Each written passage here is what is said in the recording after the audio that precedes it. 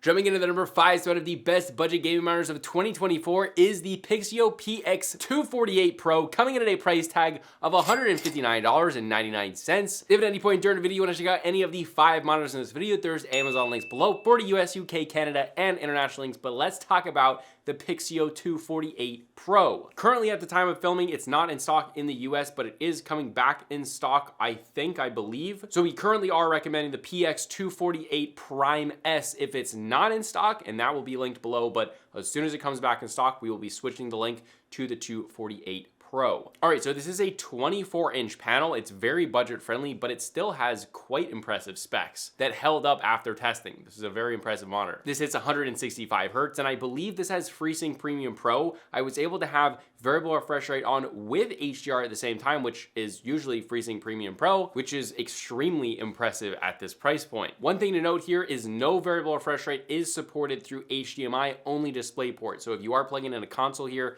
you are not going to get any variable refresh rate, unfortunately. And if you have an NVIDIA card, this works absolutely flawlessly with all NVIDIA GPUs. Now, at this price point, I really only recommend typically IPS-based monitors, and that's what this is. That's going to give you better viewing angles, better ghosting, especially in this price point. Ghosting can get really bad on budget VA panels, but this one is very good. Now, for the ghosting, while it does have kind of some quirks, the only overdrive setting that doesn't cause pixel overshoot or inverse ghosting is the off setting. So basically when you get this, just don't change anything, and that's the best setting. So when it's in that off setting, there is a very, very minimal ghosting, even with faster whips. This is very impressive for this price point. A lot of times companies will have a good panel that has the capability to have good ghosting, but they just won't take the time to tune it due to the price point. Pixio didn't do that here. Now, brightness is the thing that's going to take a hit, that they're going to kind of, well, they're gonna have to save some money somewhere, and that's what they do here.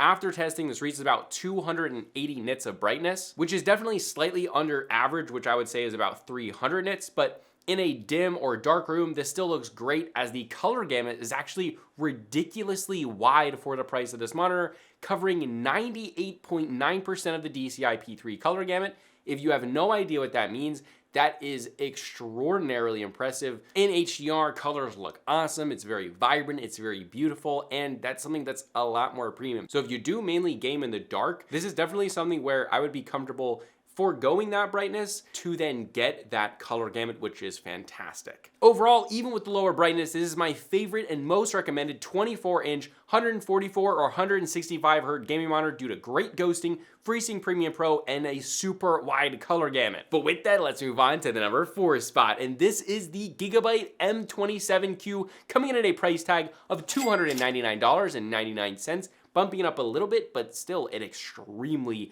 good value here. Now, this bumps it up in size and resolution, hitting 27 inches with a 1440p resolution. This is 170 Hz, has FreeSync Premium, and is fully compatible with NVIDIA cards through G-Sync, obviously, and works very well without any screen tearing or really any jittering or any problems at all, which we do expect. Now, again, this is an IPS panel, so you get the great viewing angles, ghosting, and colors, obviously. But with ghosting, let's talk about that. It is extremely low here, having almost no noticeable smearing at all, even with faster whips. The overall gaming experience here is pretty incredible for the price. A very, very pretty gaming experience, and you get a little bit of a faster refresh rate than your average 144 Hz, but not only do you get a bump up in size and resolution, you also get a bump up in the beauty of the panel, so let's talk about it. Brightness here has a 350 nit rating, which is a good brightness. That's like a very good, a little bit above average brightness.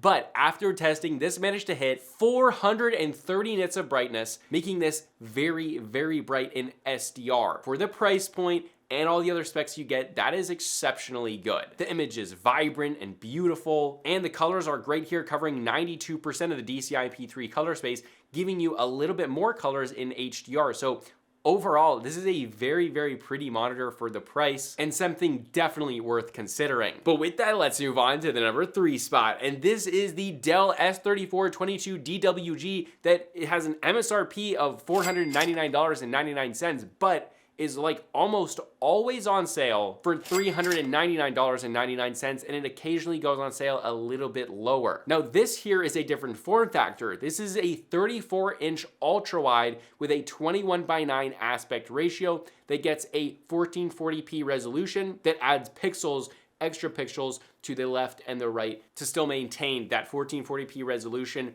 but now with added screen size. Now this is the best budget ultra-wide to buy. The price point with all the specs and everything that it actually gives you, it's very good. This hits 144 Hertz, has FreeSync Premium Pro, which again allows you to have variable refresh rate on with HDR, and is also NVIDIA certified G-Sync compatible, so it works absolutely flawlessly with NVIDIA cards. Now, this does use a VA panel, which means you're gonna get a better contrast ratio and deeper blacks when compared to an IPS panel, but there is gonna be more smearing. Now, I tested basically all of these VA 34-inch ultra-wides, and this one is the best one, and it's also the cheapest one. Ghosting here is very unintrusive. While there definitely still is smearing, which is going to just happen when it's a VA panel, there is very, very little for a VA panel. The overall gaming experience is still very enjoyable. There is no replacement for ultra-wides. I use an ultra-wide every single day. Personally, it's very hard to go away from an ultra-wide after you use one every single day. Not only does it give you a competitive advantage in games because you can literally see enemies sooner, because you have a wider field of view, it's more immersive, and gaming on an ultra-wide is just a better experience to me 100% of the time. And at this point, I've never played a game that has black bars on the left and right. So basically every game in existence accepts ultra-wides at this point. But yeah, ultra-wide master race for sure. I absolutely love them. And if you've been wanting to get an ultra-wide, this is probably the best one to get in if you're still running on a budget. Now, brightness here in SDR is good, hitting around 350 to 360 nits of brightness, which is good. However, the big thing here is if you're like, I just want a little bit more brightness, HDR performance here is pretty dang good. This thing bumps it up like crazy to 520 nits of brightness after testing. That is full screen brightness. So the highlights are getting even brighter. They way underdid this in terms of their rating for this monitor. It performed really, really well. Now this covers 90% of the DCI P3 color gamut, so you're not getting a massive wide color gamut, but the brightness alone is worth it to turn on HDR. And honestly, I used HDR quite a lot on this monitor. While it's not gonna be the best HDR experience in the world, it does give you that better brightness, and it's tuned quite well. Overall, definitely the best budget ultra-wide you can get, but with that, let's move on to the number 2 spot. And this is the Acer Predator XP283K, coming in at a price tag of $549.99. This is now a 28-inch 4K gaming monitor. Still has high refresh rate, and this is probably the best budget 4K 27, 28-inch high refresh rate gaming monitor. It's just a great value. This hits 144 Hertz and has FreeSync Premium, and does also work well with G-Sync and NVIDIA GPUs. This is also an IPS panel, so you get great viewing angles, colors, and obviously great ghosting. So let's talk about that. This is literally a single hair away from being crystal clear. This is highly impressive. Because of this, fast-paced games in games like COD, Battlefield, Fortnite are actually extremely enjoyable. Even though you're not getting something like 240 or 360 Hertz, the ghosting here is still very, very impressive, and honestly better than a lot of 240 Hertz gaming monitors. So even in fast-paced games, even doing competitive gaming, this thing still absolutely rocks. But the biggest thing here is obviously the crystal clear display. That PPI is super high because of that 4K resolution. So in games, especially more slower paced games, like I personally love Hell Let Loose, and in that game, you're constantly, very slowly, just searching for enemies that really are just specks on the display. In games like that, the 4K resolution actually gives you a massive competitive advantage, not to mention just how absolutely beautiful games look in 4K, because they look a lot more lifelike because there's basically no visible pixelation here. Now, as for brightness, this hits 360 nits in SDR after testing, which is slightly above average and good for most situations. But the HDR here was the most surprising thing, hitting 540 nits in HDR. And again, that's full screen brightness, so those highlights are getting even brighter than that. Now, similar to the previous monitor, this doesn't have a crazy wide color gamut, only hitting 90% of the DCI P3 color space. But again, you're getting that 4K resolution, great brightness in HDR, and you're still getting a high refresh rate for probably the cheapest 4K high refresh rate gaming monitor that you're really going to want to get. I mean, if you've got double the money, there are definitely better options, but definitely the best budget option. But now, before we move on to the number 1 spot, we have an honorable mention, and this is the Dell G3223D. This retails for $450, which isn't exactly budget for the specs here, but for the past few months, it's been consistently on sale for about $299.99. For $450, I thought this was a very good monitor when it came out, but for $300, this is an absolute steal. If you want a 32-inch 1440p monitor that is IPS and just had solid specs across the board, this is definitely something to look into. This hits 165 Hz with FreeSync Premium Pro, has NVIDIA G-Sync, which absolutely works perfectly. It's an IPS panel. Ghosting is extremely good. Brightness and SDR hits around 515 nits, so it is exceptionally bright. And overall, this is incredibly vibrant and a just stunning picture. However, that's not it. This also has HDR support, and in HDR, this hits just shy of 600 nits, and again,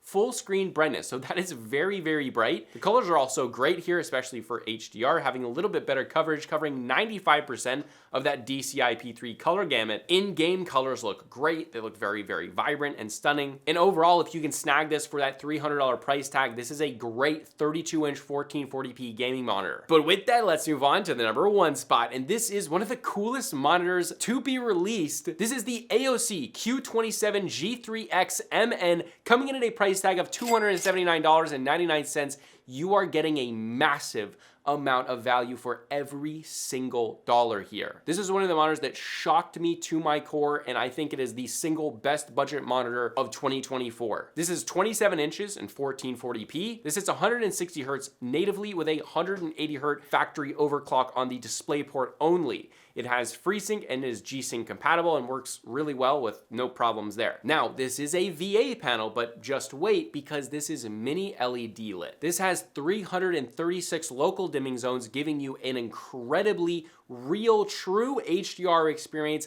as well as OLED-like black levels. I mean, as far as experience, that's really what you're gonna see. It's not quite technically like true black, but it is exceptionally beautiful. I don't know how they did that at this price point, but this is unbelievable. Now, ghosting here is honestly impressive for the insane price tag and then being a VA panel. That's what I was most worried about when I first bought this monitor. In brighter scenes, ghosting is not an issue, just is not an issue.